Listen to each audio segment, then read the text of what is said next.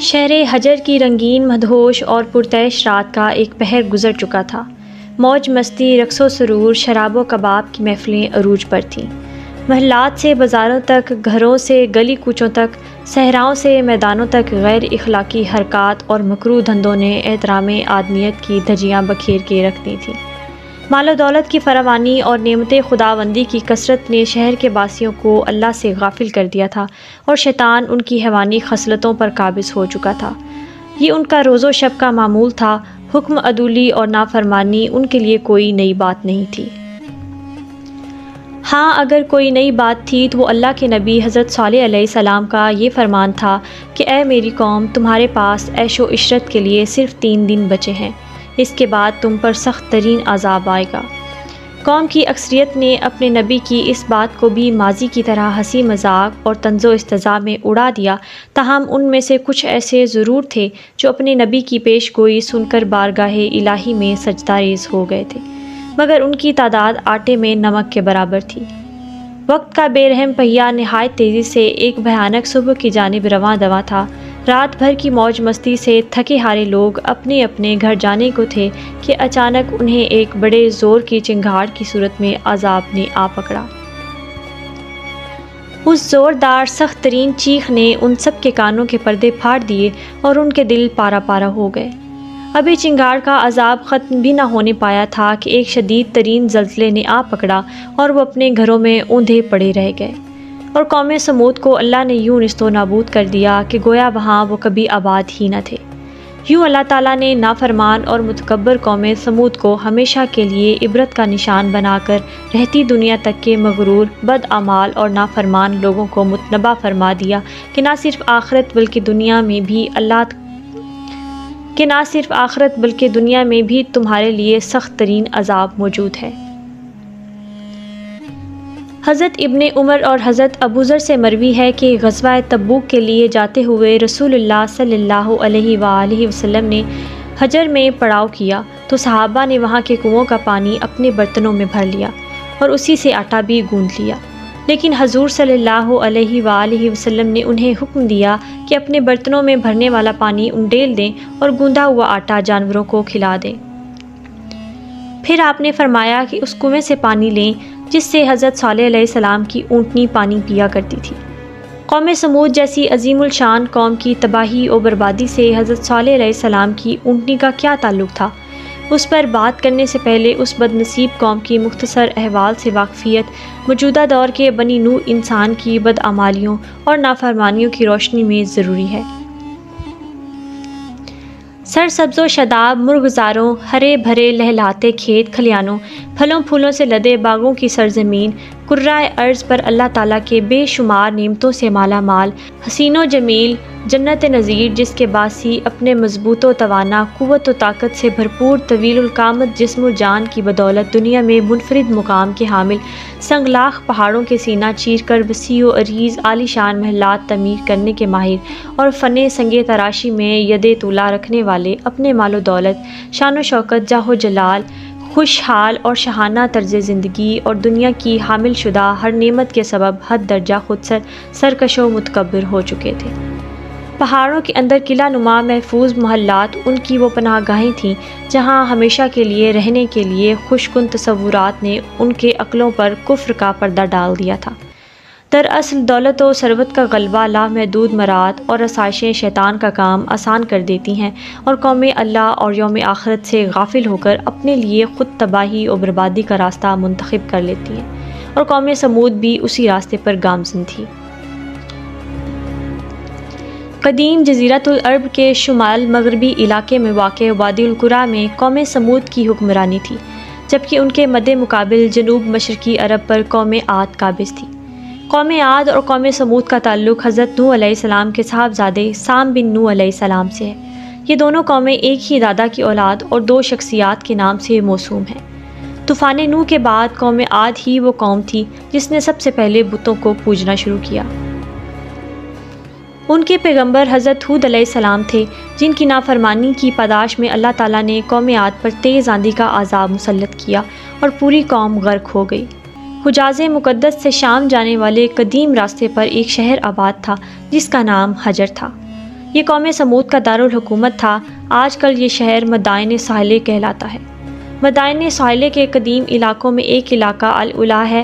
مدینہ منورہ سے تبوک کی جانب سفر کرتے ہوئے بڑی شاہراہ پر تقریباً 450 کلومیٹر کی مسافت پر یہ علاقہ آج بھی آباد اور بہت پر رونق ہے۔ العلا شہر ہی سے وادی سمود میں داخلے کا راستہ ہے۔ یہاں ایک جدید ریلوے اسٹیشن بھی ہے جس کا نام مدائن صالح اسٹیشن ہے۔ وادی سمود کا یہ لکودک صحرا 18 سے 20 مربع میل پر پھیلا ہوا ہے، جہاں ہزاروں ایکڑ رقبے پر وہ خوبصورت تاریخی عمارات ہیں جنہیں قوم سمود نے سنگلاخ سرخ پہاڑوں کا سینہ چیر کر تراشا تھا۔ دوسری جانب نرم میدانی علاقوں میں موسم گرما کے لیے عالی شان محلات کے کھنڈرات ہیں۔ 1000 سال قبل مسیح کے ان عظیم فن پاروں کو دیکھ کر آج جدید دور کے ماہر تعمیرات بھی انگشت بدنداں رہ جاتے ہیں۔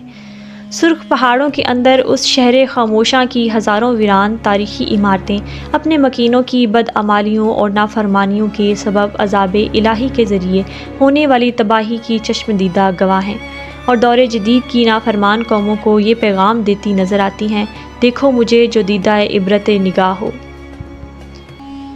قوم سمود ہی میں سے اللہ تعالیٰ نے ایک خدا ترس اور نیک انسان کو نبوت کے منصب پر فائز فرمایا۔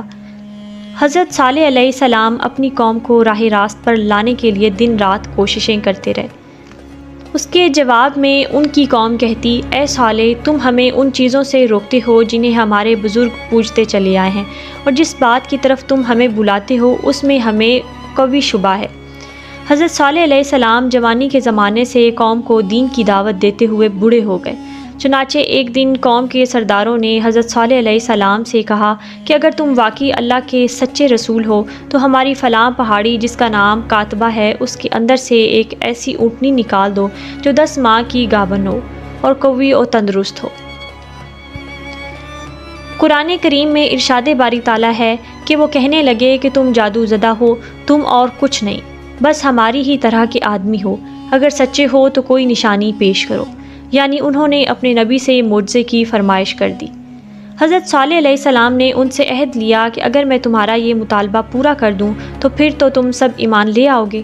جب سب نے عہد کر لیا تو حضرت صالح علیہ السلام نے اللہ کے حضور سر بسجود ہو گئے، یہاں تک کہ اللہ نے اپنے نبی کی دعا قبول فرمائی۔ اچانک سامنے کی پہاڑی میں جنبش پیدا ہوئی، چٹان کے 2 ٹکڑے ہوئے اور اس میں سے ایک خوبصورت تندرست و توانا گابن اونٹنی نمودار ہوئی۔ پوری قوم نے اس حیرت انگیز معجزے کو اپنی جاگتی آنکھوں سے دیکھا، لیکن قوم کے ایک سردار جندہ بن عمرو اور اس کے چند ساتھیوں کے علاوہ کوئی ایمان نہیں لایا۔ اس موقع پر حضرت صالح علیہ السلام نے اپنی قوم سے فرمایا، اے میری قوم، یہ ناقۃ اللہ یعنی اللہ کی اونٹنی ہے جو تمہارے لیے ایک معجزہ ہے۔ اب تم اسے اللہ کی زمین میں چھوڑ دو اور اسے کسی طرح کا ایذا نہ پہنچاؤ، ورنہ فوری عذاب تمہیں پکڑ لے گا۔ اونٹنی اور اس کا نومولود بچہ سارا دن نخلستان میں چرتے رہتے۔ قوم سیر ہو کر اونٹنی کا دودھ پیتی، لیکن وہ کم نہ ہوتا۔ حضرت صالح علیہ السلام نے کنویں کے پانی کو بھی تقسیم کر دیا تھا۔ ایک دن اونٹنی پانی پیتی تھی اور ایک دن سمود کے لوگ۔ ارشاد باری تعالیٰ ہے کہ صالح نے اپنی قوم سے کہا، ایک دن اس اونٹنی کے پانی پینے کی باری ہے اور ایک معین روز تمہاری باری، لیکن اسے کوئی تکلیف نہ دینا، نہیں تو تمہیں سخت عذاب آ پکڑے گا۔ اللہ تعالیٰ قرآن مجید میں فرماتا ہے، ہم نے اونٹنی کو ان کی آزمائش کے لیے بھیجا ہے تو تم انتظار کرو اور صبر کرو۔ ابھی کچھ ہی عرصہ گزرا تھا کہ قوم کو اونٹنی کی موجودگی کھٹکنے لگی۔ دن بھر آزادی سے گھومنا پھرنا اور اپنی باری پر ایک ہی سانس میں پورے کنویں کا پانی پی جانا ان کے لیے پریشان کن تھا۔ چنانچہ شیطان کے اکسانے پر انہوں نے اونٹنی کو جان سے مارنے کا فیصلہ کر لیا۔ قوم کے سرداروں نے یہ کام 2 حسین ترین خواتین کو سونپا۔ ان عورتوں نے شراب و شباب کے رسیا 2 اوباش نوجوانوں مصرع اور قدار کو اپنی خوبصورت بچیوں سے شادی کے عوض ناقۃ اللہ کے قتل پر آمادہ کیا، جن کے ساتھ مزید 7 اوباش نوجوان بھی شامل ہو گئے۔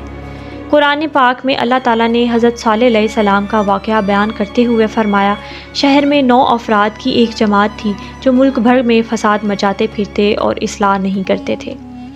پھر ایک دن ان شقی القلب 9 افراد کی جماعت اونٹنی کے انتظار میں کنویں کے پاس گھات لگا کر بیٹھ گئی، جبکہ قوم کے لوگ اللہ کے عذاب کے ڈر سے چھپ کر یہ دلخراش منظر دیکھنے لگے۔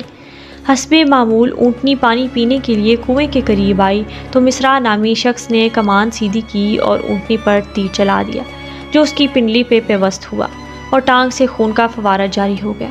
یہ منظر دیکھ کر باقی لوگ خوف زدہ ہو کر پیچھے ہٹ گئے۔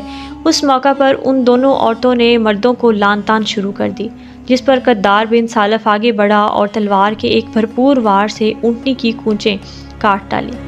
شدید زخمی اونٹنی لاچار ہو کر زمین پر گر پڑی۔ گرتے گرتے اس نے ایک زوردار چیخ ماری تاکہ اس کا بچہ جہاں بھی ہو وہ خبردار ہو جائے اور محتاط ہو جائے۔ پھر ظالم قدار نے اونٹنی کے سینے پر نیزہ مارنے کے بعد اسے ذبح کر ڈالا۔ ادھر اس کا بچہ بھاگتا ہوا اونچے پہاڑ پر چڑھا اور چیخیں مارتا ہوا غائب ہو گیا۔ اونٹنی کے قتل کے ارتکاب کے بعد قوم سمود کے ان 9 افراد نے حضرت صالح علیہ السلام کو قتل کرنے کا پروگرام بنایا اور اسی رات حضرت صالح علیہ السلام کی گزرگاہ کے ساتھ ایک پہاڑ کی گھاٹی میں چھپ کر بیٹھ گئے تاکہ حضرت صالح علیہ السلام وہاں سے گزریں تو وہ انہیں قتل کر دیں۔ لیکن اس رات پہاڑ سے بڑے بڑے پتھر اس طرح برسے کہ وہ سب ہلاک ہو گئے۔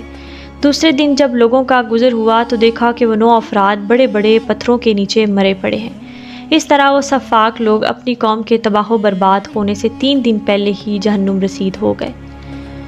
اونٹنی کے قتل کے بعد جب کوئی عذاب نازل نہ ہوا تو قوم نے خوشی کا جشن مناتے ہوئے کہا، صالح جس چیز سے تم ہمیں ڈراتے تھے، اگر تم اللہ کے پیغمبر ہو تو اس عذاب کو ہم پر لے آؤ۔ حضرت صالح علیہ السلام نے فرمایا، اے قوم اب تمہارے پاس صرف 3 دن کی مہلت ہے اور لو عذاب کی علامات بھی سن لو۔ کل جمعرات کے روز تم سب کے چہرے سخت زرد ہو جائیں گے، پرسوں یعنی جمعے کے روز تم سب کے چہرے سخت سرخ ہو جائیں گے اور ہفتے کو سب کے چہرے سیاہ ہو جائیں گے اور وہ تمہاری زندگی کا آخری دن ہوگا۔